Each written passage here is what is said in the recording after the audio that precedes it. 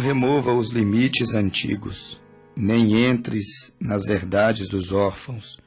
Aplica a disciplina ao teu coração e os teus ouvidos às palavras do conhecimento.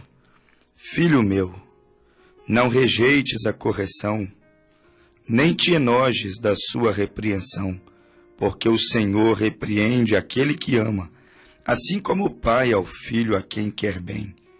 Bem-aventurado o homem que acha sabedoria e o homem que adquire conhecimento.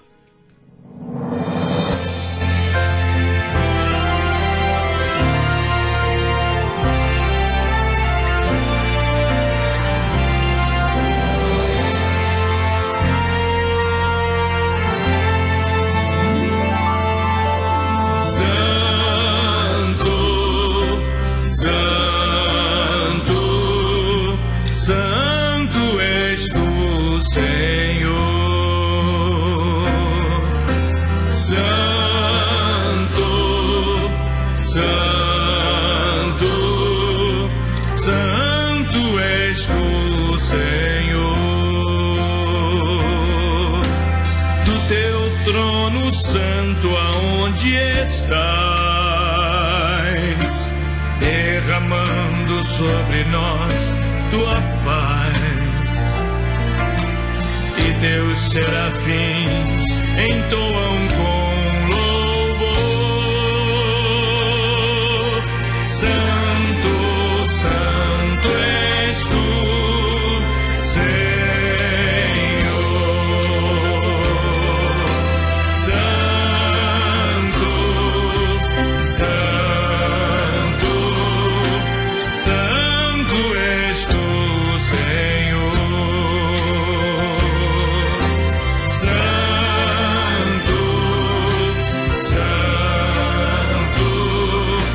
Santo és tu, Senhor.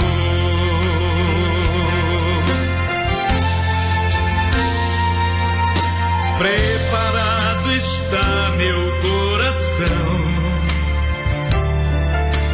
e por isso ergo as minhas mãos para dedicar-te o meu melhor louvor. Santo, Santo és tu, Senhor. Santo, Santo, Santo és tu, Senhor. Santo, Santo, Santo és tu, Senhor. Diz a Bíblia que Jesus em breve voltará e com sua igreja sempre reinará. E a igreja reunida pelos séculos sem fim, louvores há de entoar assim.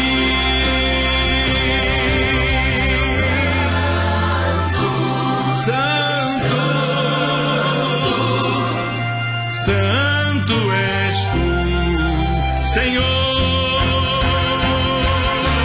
Santo, Santo, Santo és tu, Senhor. Santo és tu, Senhor.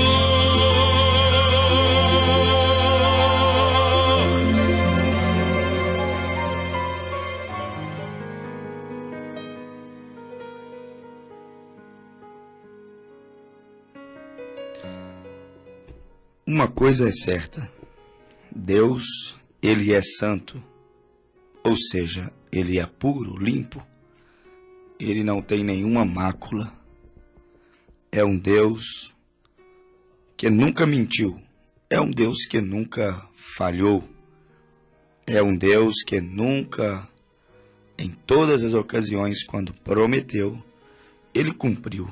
E isso faz dele um Deus santo. Isso faz dele um Deus puro. Porém, a Bíblia nos diz, meu amigo ouvinte, em primeira epístola de Pedro, capítulo 1, verso 16, sede santos, como é santo o Senhor vosso Deus. Isto é um texto sagrado.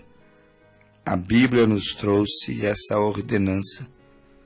E se Deus ordenou e exigiu que o homem viesse conhecer a santidade, viver a santidade, é porque ele faria isso possível aos homens. Possível aos homens separar-se, santificar-se, buscar o caminho santo, como profetizou Isaías, que o imundo não passará pelo caminho santo. Isto é texto bíblico. Isso foi dito pelo profeta, chamado profeta messiânico, o profeta Isaías. Mas não tem como, meu amigo ouvinte, pensar em santidade, pensar em evangelho puro, vida limpa, testemunho puro. Não tem como pensar nisto sem pensar em Provérbios 3, verso de número 11 até o verso de número 13.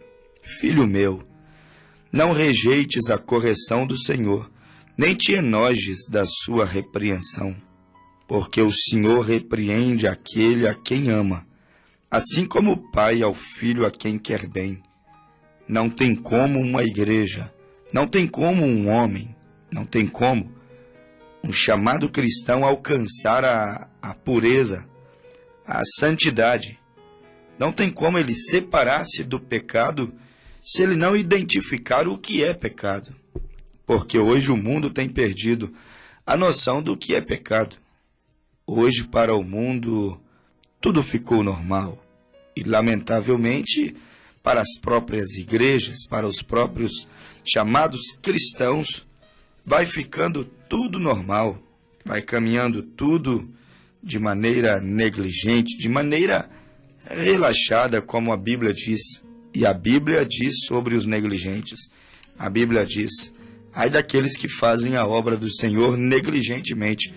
E é o que nós mais estamos vendo hoje. A obra do Senhor sendo feita negligentemente, sendo feita relaxadamente, sendo feita de qualquer maneira, meu amigo ouvinte. E isso então coloca em descrédito a santidade de Deus.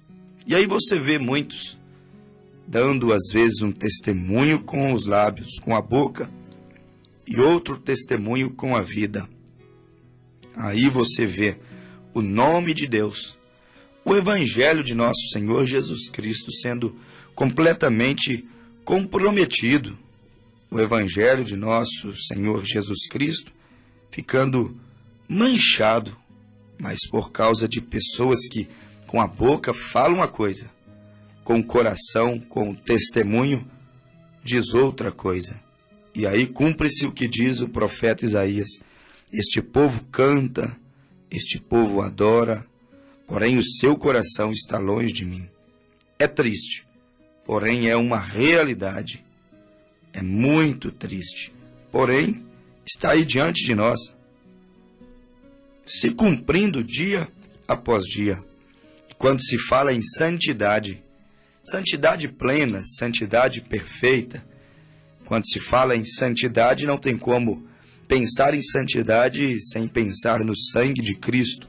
Claro que diante de Deus somos vistos santos unicamente através do sangue. Porém, diante da sociedade, diante da família, diante da igreja, diante dos homens, é necessário trilhar o caminho da separação. É necessário separar do pecado. É necessário separar do mundo. É necessário viver uma vida santificada, como disse a Bíblia aos Hebreus 12, verso 14. Segui, pois, a paz com todos e a santificação, sem a qual ninguém verá Deus. Você também vê isso em 1 Tessalonicenses, capítulo de número 5, verso de número 23. A Bíblia diz que todo o nosso corpo, alma e espírito devem ser plenamente conservados, santificados irrepreensivelmente para a segunda vinda de nosso Senhor Jesus Cristo. Santidade. Difícil é pensar em santidade diante dos homens, pensar em vida santificada diante da igreja, pensar em vida santificada diante da família, sem pensar em disciplina, como diz a Bíblia, em Provérbios 23, verso 12. Aplica a disciplina o teu coração e os teus ouvidos às palavras do conhecimento. Amigo ouvinte, isto é sagrado. Não tem como alcançar santificação sem a disciplina, porque isso está registrado, Provérbios 23, verso de número 11 e 12. Provérbios capítulo 3, verso de número 11 até ao verso de número 13, quando a Bíblia diz que nós não devemos rejeitar a disciplina, rejeitar a correção que Deus muitas das vezes traz até nós através da pregação da palavra. Apesar de que disciplina, correção, santidade são palavras que estão saindo de moda no meio do cristianismo. Disciplina, você pode observar, disciplina significa instruir. Disciplina é educar. Disciplina é treinar. Disciplina é modelar um caráter. E o caráter do cristão deve ser modelado. Mas, claro, não modelado pelo preceito de uma igreja. O caráter do cristão deve ser modelado por aquilo que diz as Sagradas Escrituras. O caráter do cristão deve ser moldado, meu amigo ouvinte, por aquilo que Deus disse. Instruir. Você vai sendo instruído pela Bíblia. Educar. Você vai sendo educado pelo Espírito Santo. Treinar. Você vai sendo treinado, modelado. Ou seja, você vai sendo disciplinado por Deus. Não disciplinado pelo homem, um manual eclesiástico de uma igreja, os regimes internos de uma igreja, mas vai sendo disciplinado pelo Senhor. Ou seja, disciplinar é ensinar, disciplinar é educar, disciplinar é modelar. E ali você vai, então, aplicando a disciplina de Deus, porque tem a disciplina do homem e a disciplina de Deus. A disciplina de Deus, ela te educa. Você não vive mais como vivia antes no pecado, aquela vida desordenada, aquela vida cada dia mais sujo, cada dia mais profano, aquela vida enganando e sendo enganado, indo de mal a pior, como diz a Bíblia, enganando e sendo enganado, trapaceando, aquela vida sendo manchada, quantos e quantos adultérios, quantas e quantas cobiças, quantas e quantas roupas imorais que vão insinuando o pecado e a cobiça. E aí vai. Quando você se entrega a Deus, você vai sendo disciplinado por Deus. Questão da cobiça, por exemplo. 1 Timóteo capítulo 2, verso 9. A Bíblia recomenda a uma mulher cristã que venha ataviar-se em um traje honesto, decente, que não insinue, que não venha provocar cobiça, que não venha atrair homens, ou seja, causar adultérios, cobiças, porque em Mateus 5:28, a Bíblia diz que aquele que olhar em uma mulher e cobiçá-la em seu coração, já adulterou com ela. E ali você vê Deus recomendando, então, o pudor, a honestidade, o traje decente, a roupa não escandalosa, para que, então, venha a evitar aquela escritura de Mateus 5:28, o adultério pelo pensamento, o adultério pelo desejo do coração, o adultério ainda que não consumado, porém, ele é praticado no espírito, na mente, nos olhos, no coração, na capacidade de imaginações. Aí você vê que Deus, ele tem a sua disciplina, ou seja, a sua instrução. Deus, ele tem a sua maneira de educar os seus filhos.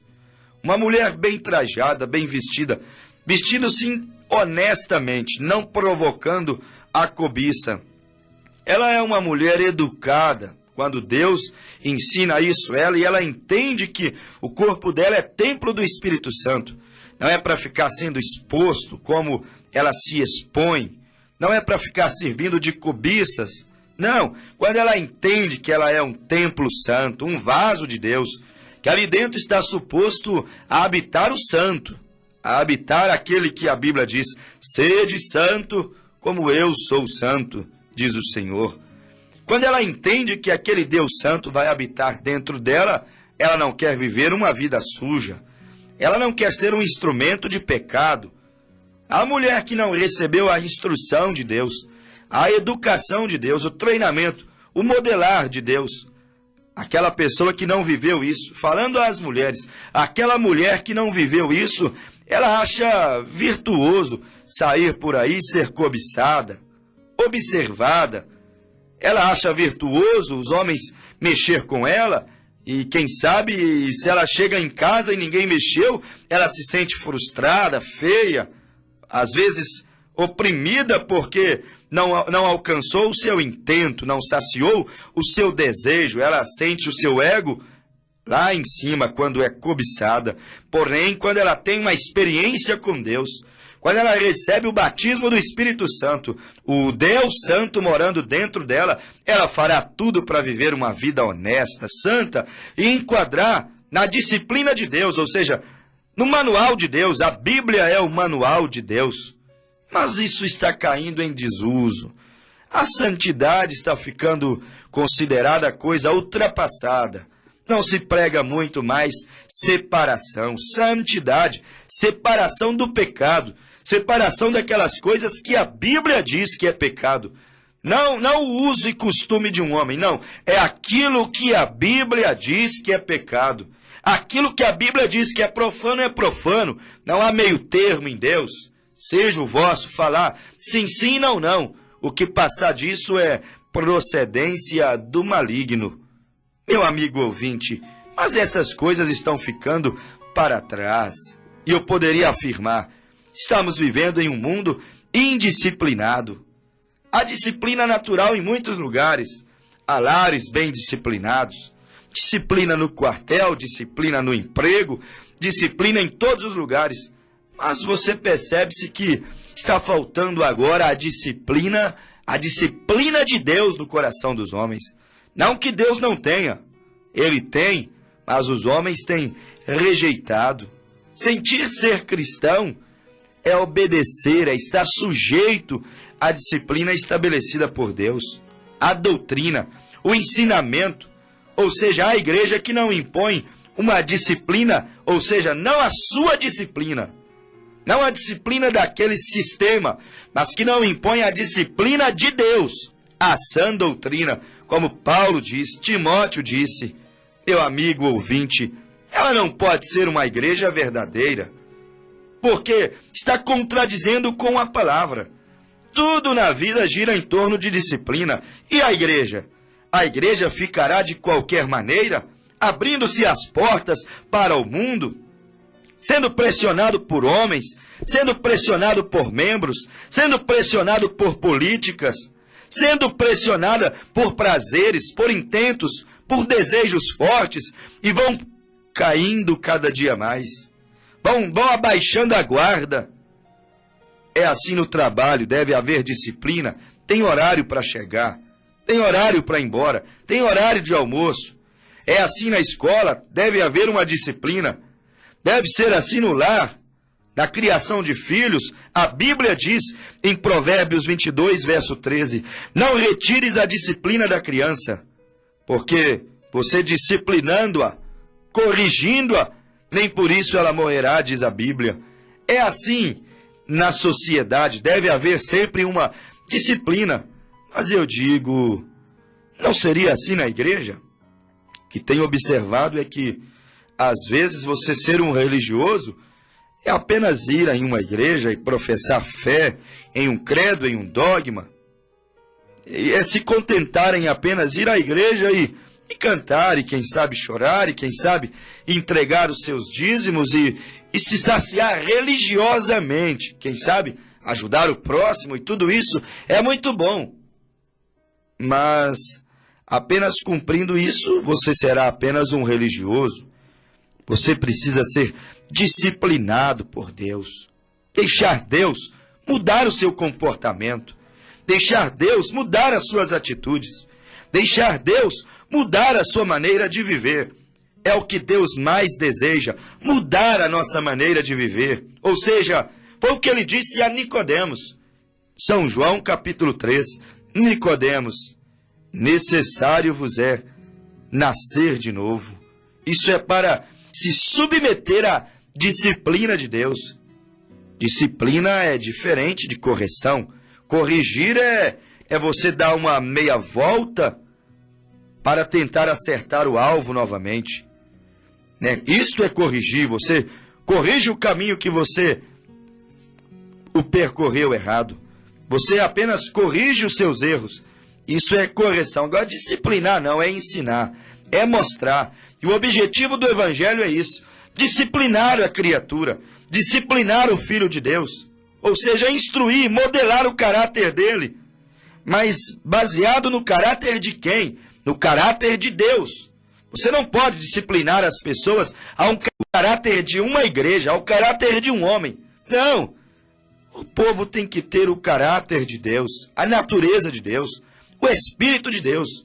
E aí Paulo diz, aquele que tem o Espírito do mundo, ele discerne as coisas do mundo. Aquele que tem apenas um espírito natural, ele discerne bem as coisas naturais. Mas aquele que tem o caráter de Deus, a disciplina de Deus, a natureza de Deus, aquele que tem o Espírito de Deus, ele vai discernir bem as coisas de Deus. Disciplinado por Deus, modelado por Deus, educado por Deus, santo, sim, ele vai fazer tudo para viver a santidade de Deus. Claro que ele falhará, o homem falha, a Bíblia diz que o homem peca, mas daquilo que ele não dá conta, a Bíblia o garante, a Bíblia o respalda, a Bíblia diz que, mediante o arrependimento, a confissão dos seus pecados, o sangue de Jesus Cristo te lava, te purifica de todos os seus pecados.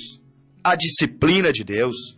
Como estamos precisando a voltar àquela santa disciplina de Deus. Aquela modelagem de Deus. É como o ouro encontrado no garimpo.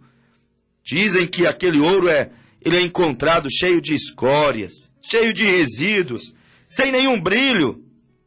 Mas daqui a pouco ele passa pelo processo da purificação. Ele passa pelo processo da disciplinagem, vamos dizer assim.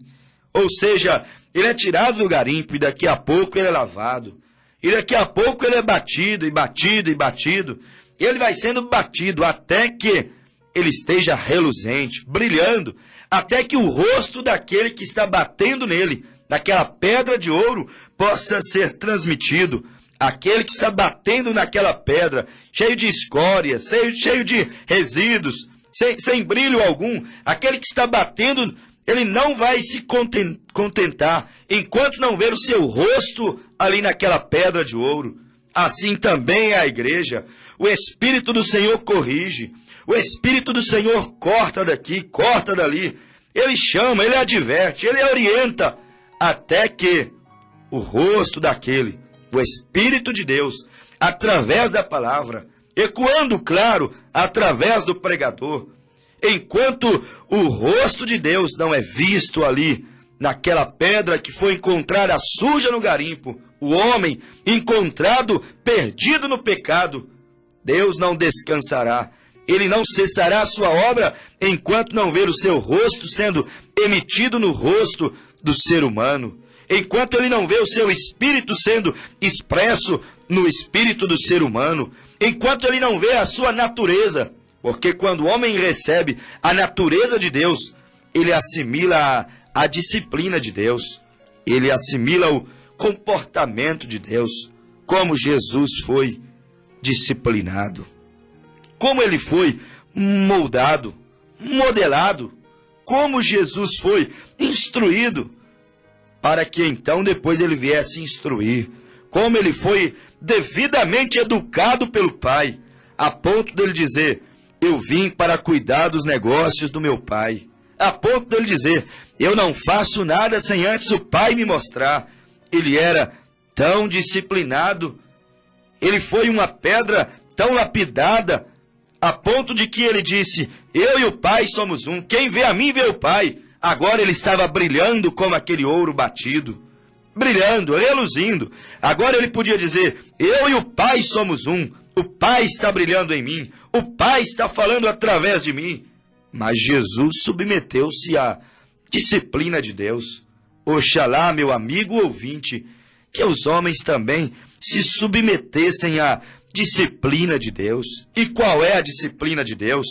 É a sua palavra, é o Evangelho. O Evangelho é a disciplina de Deus.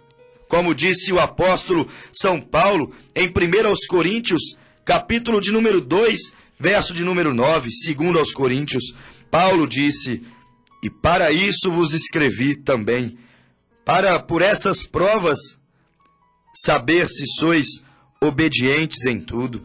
A disciplina te faz filho obediente. A disciplina te faz crente obediente. E por que temos tantos desobedientes?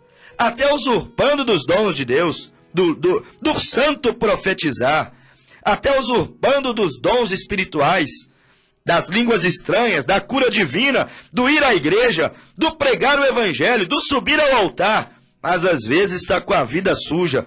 Por que não sois obedientes em tudo?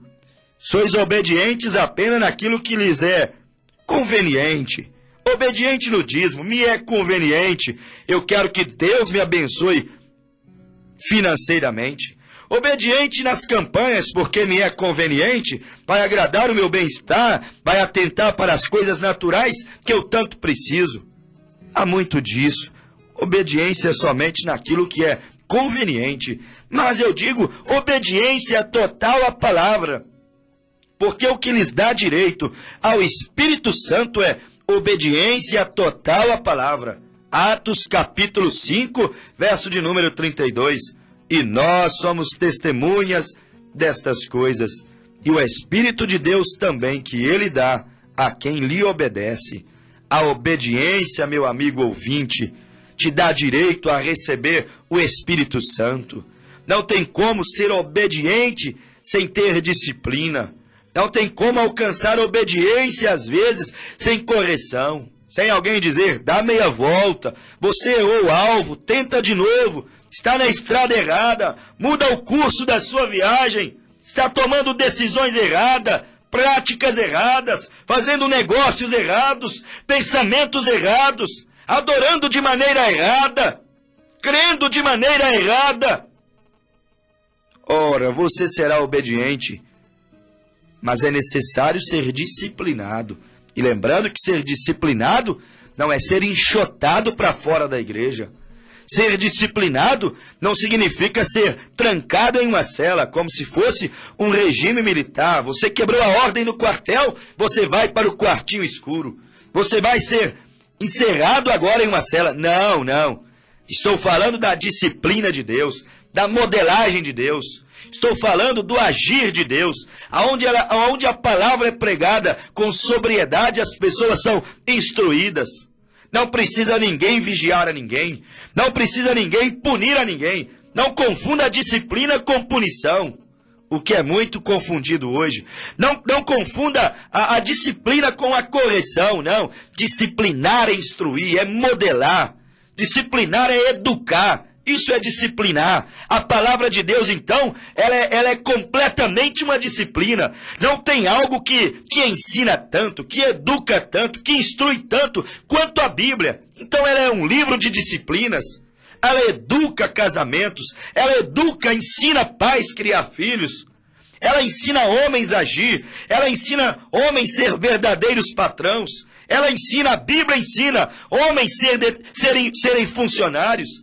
Ela ensina um homem a ser um verdadeiro ministro do Evangelho. A Bíblia disciplina. Ela ensina uma moça a ser uma verdadeira moça, de pudor, de decência, de respeito. Ela ensina a preservar o seu corpo, até mesmo guardar a saúde, porque ela te aparta dos vícios, e os vícios roubam a sua saúde. destrói o templo do Espírito Santo. A Bíblia é um livro educado. A Bíblia é um livro de disciplinas. A Bíblia é um livro que ensina, que orienta, que molda o caráter do ser humano. Mas por que então temos tantas Bíblias?